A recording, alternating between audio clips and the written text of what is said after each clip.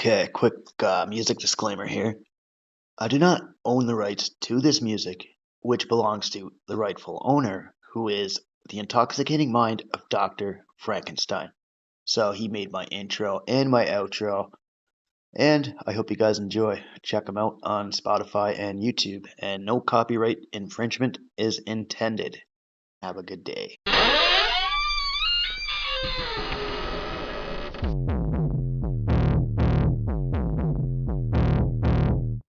A clear choice of good versus evil, of right versus wrong.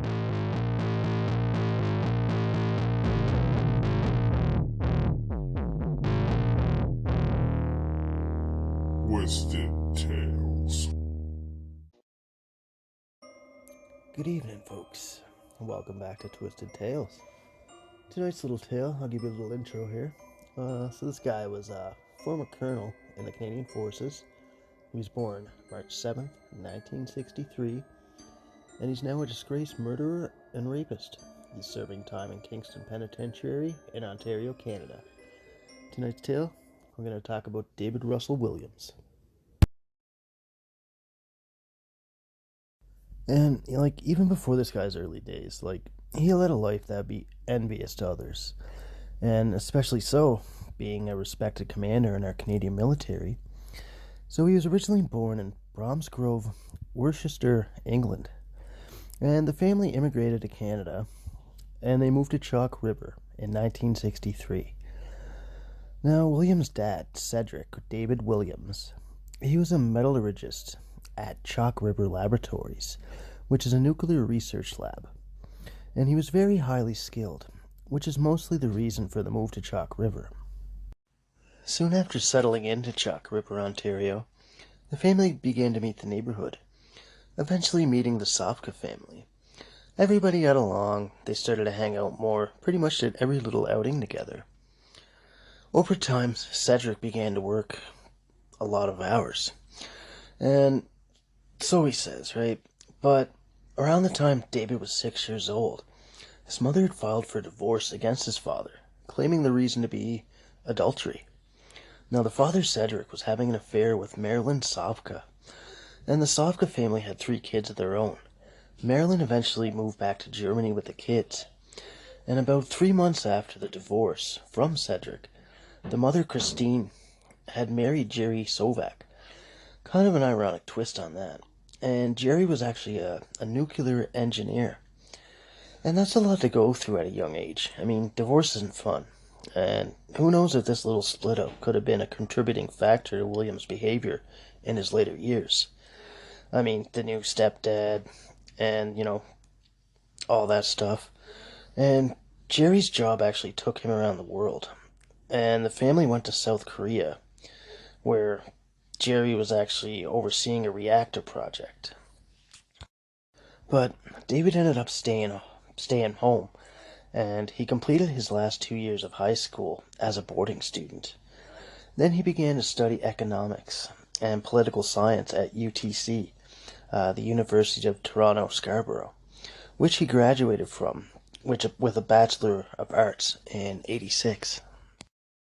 During his school years, some people that attended school with David at Birchmount, a student named Pramel Ashby, she actually played the flute in a band with David.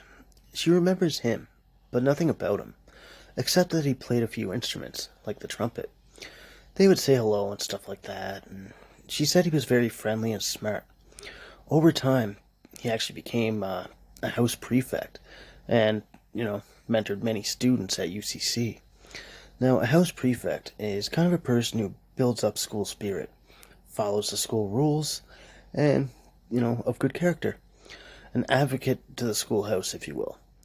And another student named Ins van Nostrand, who had attended UCC with Williams in the 80s, said he was very good at flying under the radar. He describes him as a great musician and a very serious student. During his college years, he's kind of remembered as a prankster, and he did weird shit in college, like he would pick locks to friends' rooms who were out, and when they come back, he'd surprise them. That's kind of a little creepy. And the picking locks thing, like, he definitely used that in his later years for all his predatory shit. But the guy was just straight up in the military, man. Like, his military service is no joke. Like, he did everything by the book, and he rose through the ranks very quickly. He joined the Canadian Forces in '87, and within 3 years, he received his flying wings. Then he began to be posted to actually 3 Canadian flying training schools, and he was an instructor for about 2 years. Now, in 1991, Williams, now promoted to captain, was posted to the 434 Combat Support Squadron at CFB Shearwater, Nova Scotia. In 1992, he flew the CC-144 Challenger in the Electronic Warfare and Coastal Patrol role. In 1994, Williams was posted to the 412th Transport Squadron in Ottawa. Now this is where he would kind of transport all the VIPs and bigwigs, mostly including high-ranking officers and 4 dignitaries. Now, being a highly respected officer himself, he fit right in with the powerful people, sometimes even mingling with politicians. Now, in 1999, going from captain to major in the month of November, he was posted to Director General Military Careers in Ottawa. So, he began serving as the multi-engine career manager. Now, over the next few years, Williams obtained a Master's of Defense Studies from the Royal Military College of Canada in 2004, writing a 55-page thesis supporting preemptive war in Iraq. Now, June 2004, his straight-laced and by-the-book attitude gave this man another career bump up to Lieutenant Colonel. And before you know it, once again, July 19th, 2004, he was appointed Commanding Officer of 437 Transport Squadron at CFB Trenton, Ontario. And this was his post for about 2 years. During the move-up of his illustrious career, there were also some hardships. His mother had divorced Jerry Sofka in 2001. This devastated Williams and led to a fallout between family members, and he eventually cut all ties with his mother and Jerry. Sofka had relocated to France, and Nani Williams went to Toronto and worked as a physiotherapist, and he distanced himself from all of them. Now, this guy's military career was nothing short of outstanding. He made moves with the highest of highs, and he moved around quite a lot. And this guy was a scary professional in anything that his bosses threw at him. In January 2009, he got posted to Canadian Forces Language School in Gatineau, Quebec, to do a 6-month stretch for French language training. And this is where he would be then promoted again to Colonel by Lieutenant General Angus Watt. Now, by summer, in July 15th, 2009, he got sworn in as Wing Commander at Canadian Forces Base Trenton. Now, Trenton is Canada's busiest air base. It gives a lot of support for overseas military operations. Now, Trenton's a pretty big spot for military operations, like I said, and it also functions as a point of arrival for bodies of every Canadian soldier killed in Afghanistan. And it's also the starting point for funeral processes. Like, imagine being that respected by your peers and able to work your way up through the military ranks to become one of the best of the best. Like, this guy was a fucking pilot amongst the other jobs that he had in the military. And he was like an elite pilot for sure, because he flew Queen Elizabeth II around, the Duke of Edinburgh, the Governor General of Canada, and like the Prime Minister. And this was just a VIP aircraft that he took all the important people around with. And like William's military career was the tit, like straight-laced and pretty much immaculate. He hid his dark secrets well, pretty much living a double life of himself. And nobody knew the shit he did, and it's hard to even fathom. His neighbors couldn't even believe it when all this darkness came to light. I mean, breaking into like 82 places, burglarizing the community all over, and not stealing anything of value. Just like, underwear and lingerie of women or girls. Lots of people remember Williams as smart, hardworking, and skilled. And when he focused, it would almost be like he could look right through you. And he never paid attention to anything else besides his work. He was definitely a calculated man. His superiors couldn't believe that he would become a serial predator who preyed on innocent women, stating that he fit in so well, was well respected, and nobody saw or would think he'd be capable of such horrors. Soon enough, everything would unravel in time. His family, his neighbors, and his co-workers would soon see the eye-opening horrors and flat-out monster that he portrayed and hid from the world. Williams, during his career, was never put into a role that had him see combat, so we can't really blame him for post-traumatic stress for the reasons he did what he did. His marriage to his wife, Mary Elizabeth Harriman, was very private and stable. They had sold the house they bought in 1996, buying a new townhouse in West Poros Village, and they also owned a weekend home on the outskirts of Tweed, Ontario, which was a little closer to Williams' current outpost, buying this lakefront vacation home on Cozy Cove Lane in 2004. So he established himself throughout the community as a good neighbor. He could usually be found posing for press opportunities or helping with charity events. His wife even helped him with certain aspects, becoming an associate director with the Heart and Stroke Foundation of Canada. And they would spend their weekends together. But Williams sometimes chilled alone during the week, because he was at the Westboro Village home. And so this would leave the Colonel lots of time to spare. Being in his mid-40s, experts state that most sex offenders start young and wind down around Williams' age.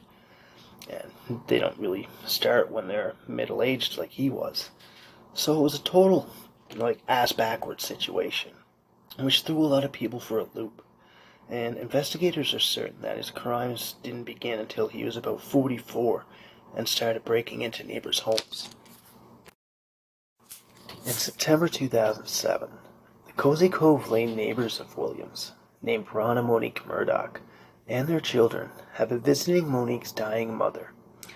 Now, with nobody home at the residence, Williams entered the unlocked home and went into the 12-year-old daughter's room, spending roughly 3 hours there.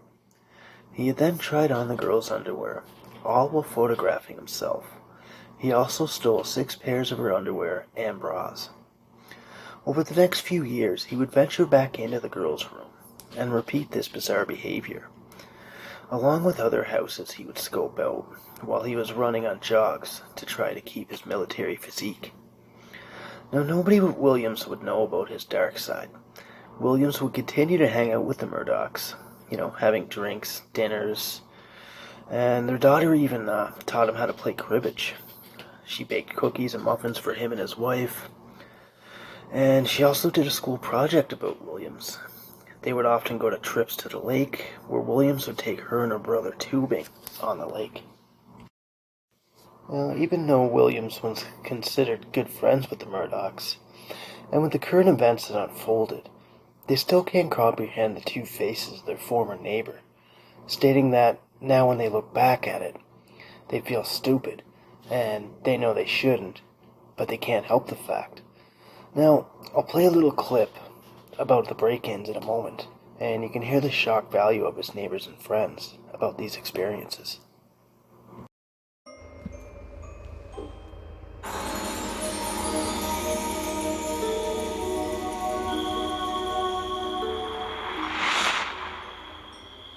It started under the radar, under cover of darkness, with a mysterious person stalking the Ottawa suburb of Orleans, and a series of break-ins, like the one that took place in January 2009.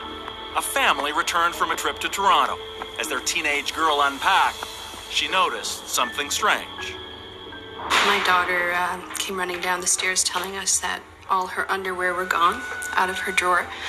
And we kind of laughed and said, check the floor, because you know how teenagers are, or check the laundry or whatever. And she said, no, I'm serious. There's nothing left in my drawer.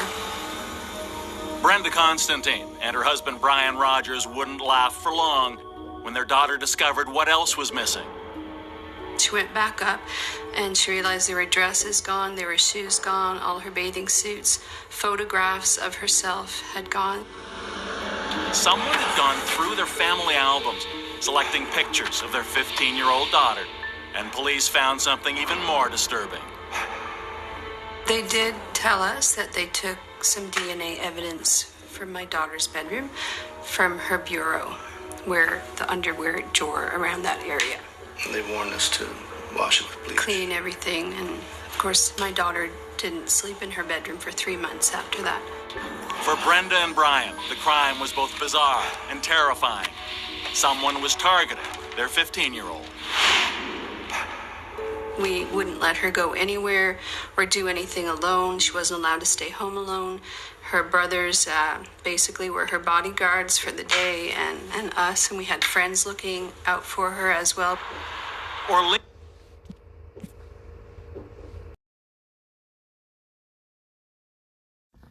Now, just think about that interaction a moment.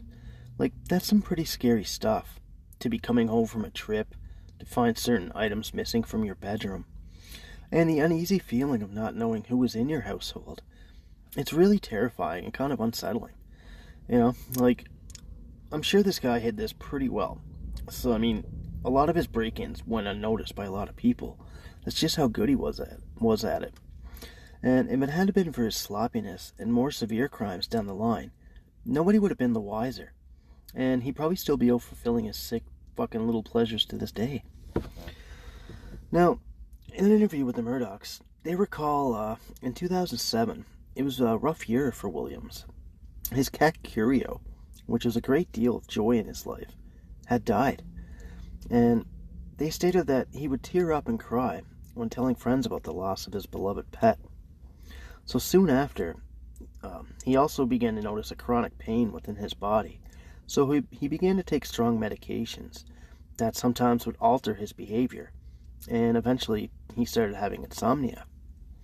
Now, Monique Murdoch recalls that he took prednisone, and this was after returning from Dubois. Now, this, with all his other medications, definitely contributed to his insomnia. And Canadian Air Force Flight Surgeon Guidelines warn that drugs like prednisone are not compatible with flight duties. But at that time, nobody really seemed to care or be concerned about the changes in his behavior. Now, this next segment here, we'll kind of talk about how Russell Williams switched from just creepy-ass painting raiding to plain old sexual assault. So, he totally switched up his actions, possibly to fulfill, like, a more deep-down desire and act out on some of his fantasies. Now, on a return from a routine trip to a forces base in Nunavut, this was September 16th, 2009, slightly after midnight, he decided to break into a cottage on Charles Road, which is just a few blocks down from his lakefront house. He wore a mask and entered the house. A woman was all alone watching TV when he entered. He tried to knock her out with a flashlight, but the woman remained conscious. He blindfolded her and began to tie her hands. He sexually assaulted her, but he told the woman he wouldn't rape her, and he just wanted some photos of her naked body. So, also photographing himself, he was actually wearing a black ski hat and wore her underwear over his face. Not such a great welcome, as, you know, the woman just moved to the Tweed area to raise her child in the safety of the small town. During the attack, the baby was actually in the next room. And even though the guy had his dark times at night, he could return to work without batting an eye, and without any remorse whatsoever for his crimes. Like, just hours later after the attack, Williams attended a criminal intelligence conference at the Ramada Inn in Belleville, and this was just south of Tweed. Days later, he was chosen to drop the puck at the season opener for the Belleville Bulls, which is a junior ice hockey team.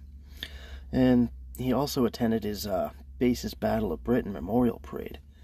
So this guy had no problem turning into a deviant and then just returning back to work like nothing happened. Like this guy trained his brain or something. But pretty scary stuff. 2 weeks later, he went out and struck again. This time with the victim living just a few doors down from him.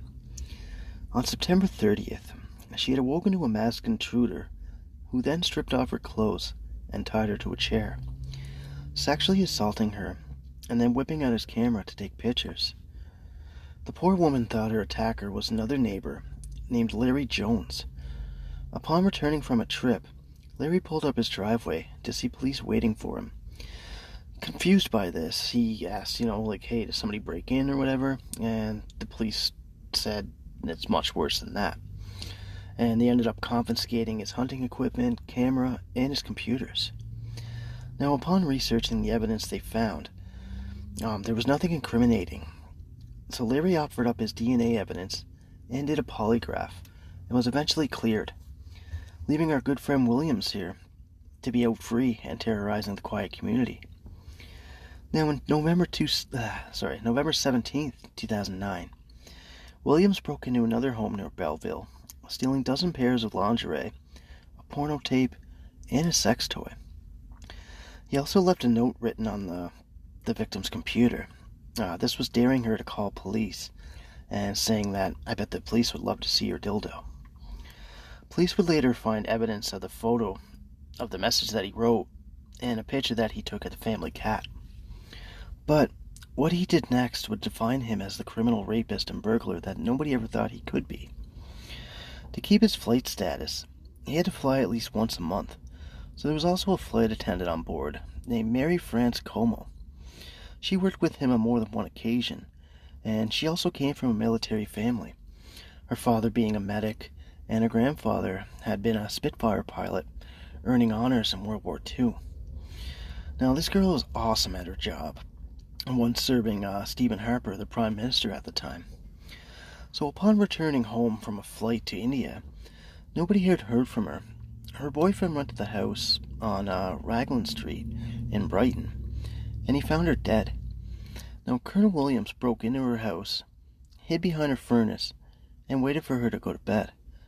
So when she came downstairs to look for her cat to bring to bed, Williams attacked and beat her with a flashlight. He then tied her to a pole and gathered a few lamps from around the house so he could record himself on tape and have it be a little bit brighter. He then began to rape her over and over. She begged for her life, asking Williams if he was going to kill her, and leaving him no option but to put duct tape over her mouth and nose, and this pretty much almost suffocated her. She went unconscious, and he brought her upstairs to the bedroom, where he raped her again.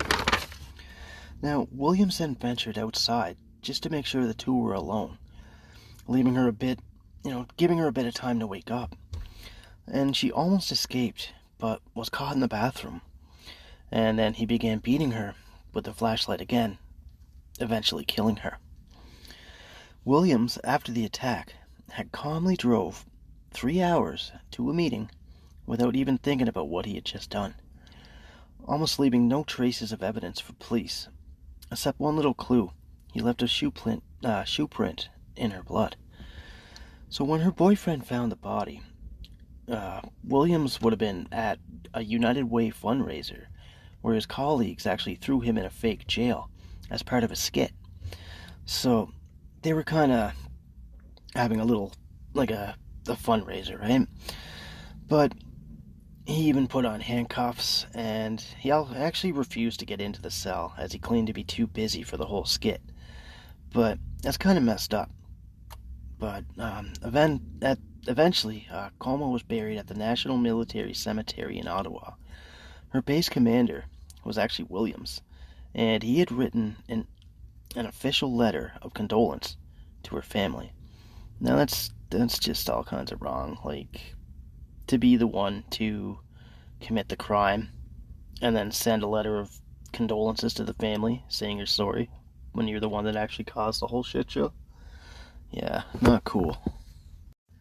Next, I'll get into talking about Jessica Lloyd.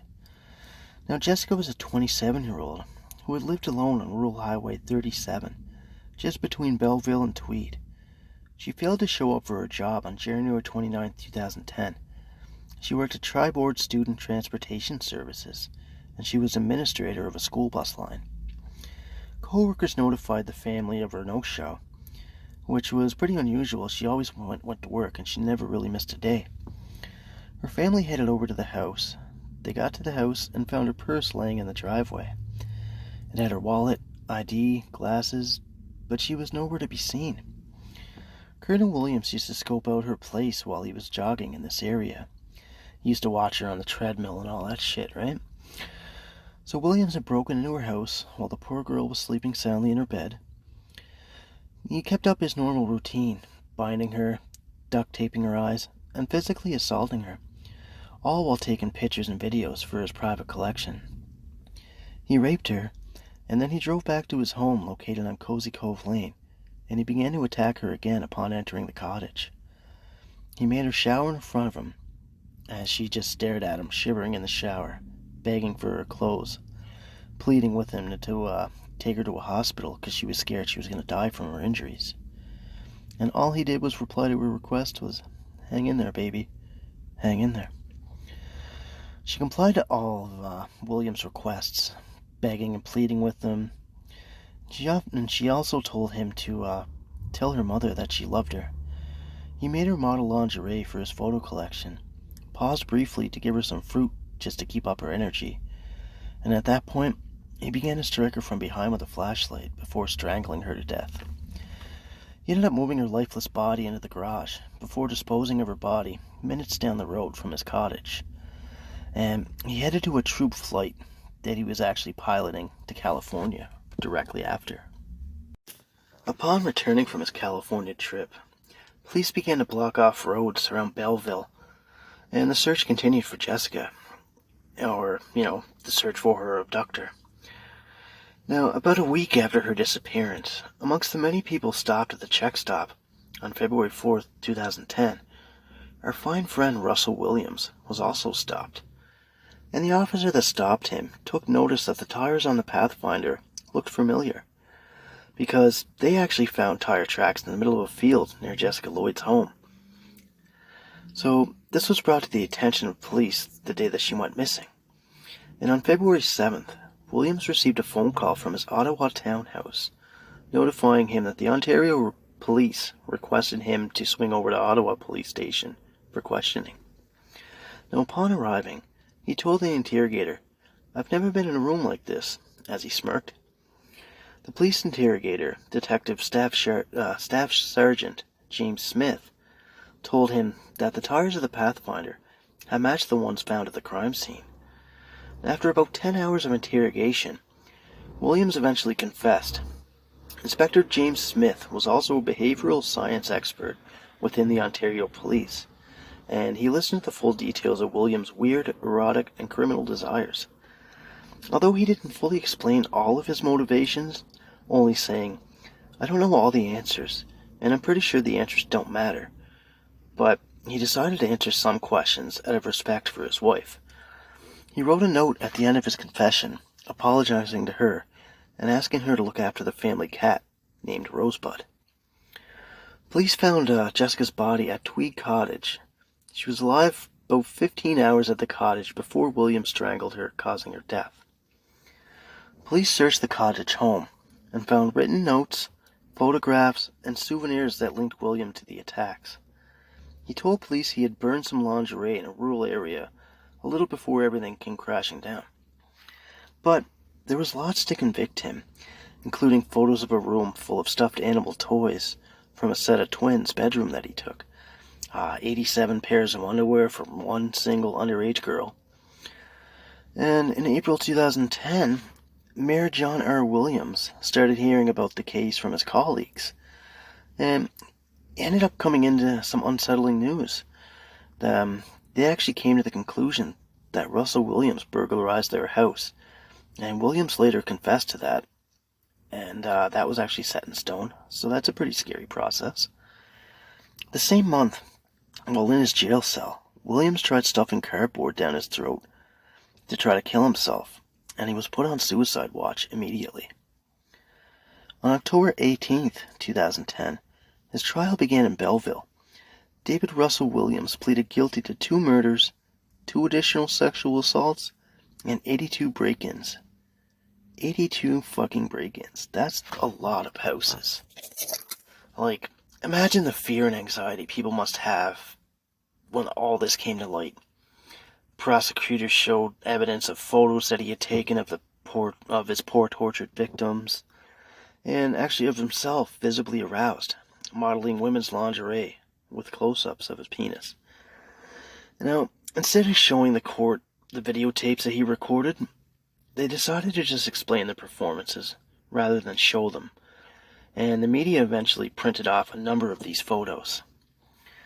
Now, on October 21st, 2010, Justice Robert F. Scott had sentenced William to 2 life terms for murder and another 120 years for his other crimes. He then ordered the destruction of his SUV and everything that Williams had kept as trophies.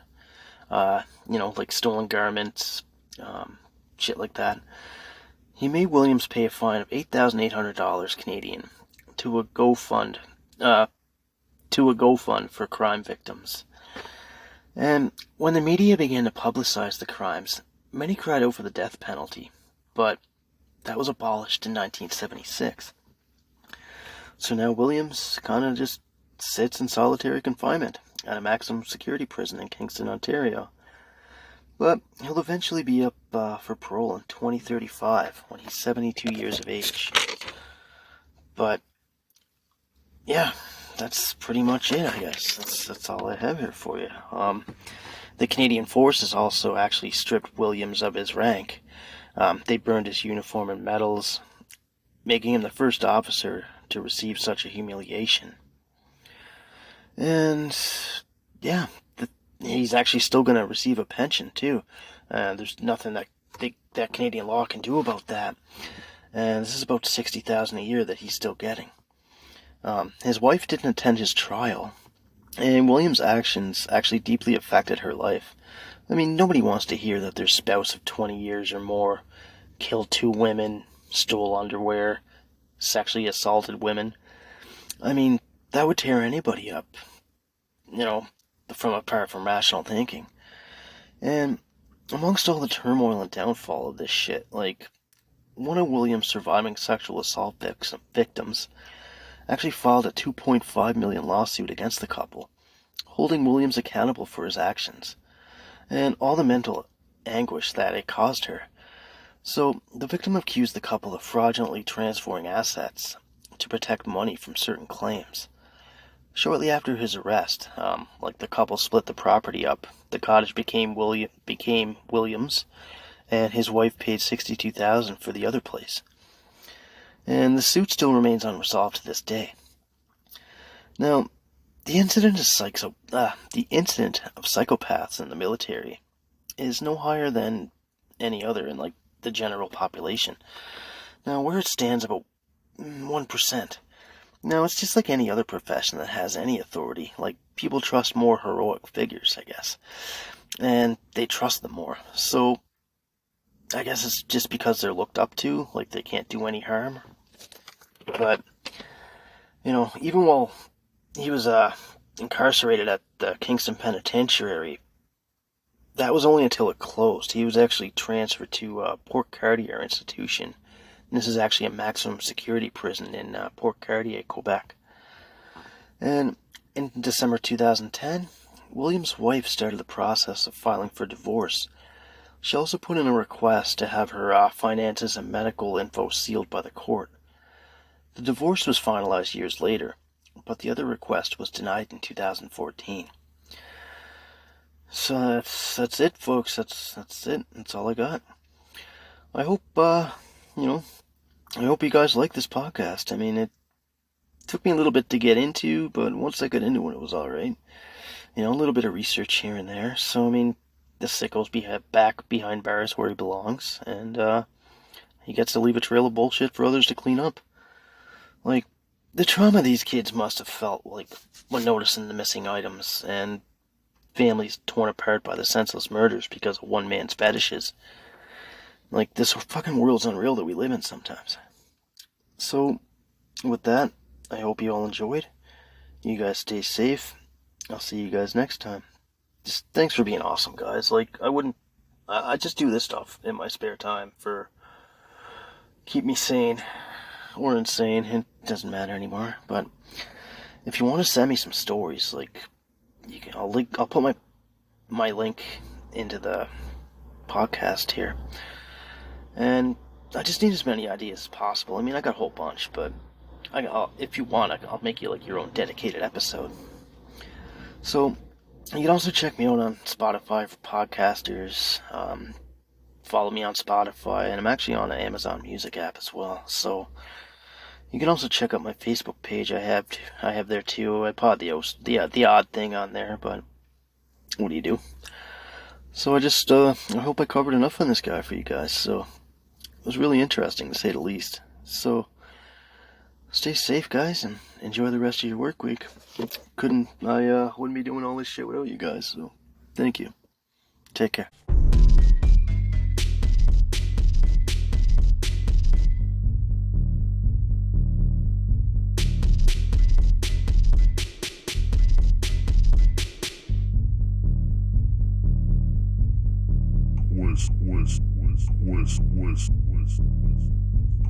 Twisted Tales.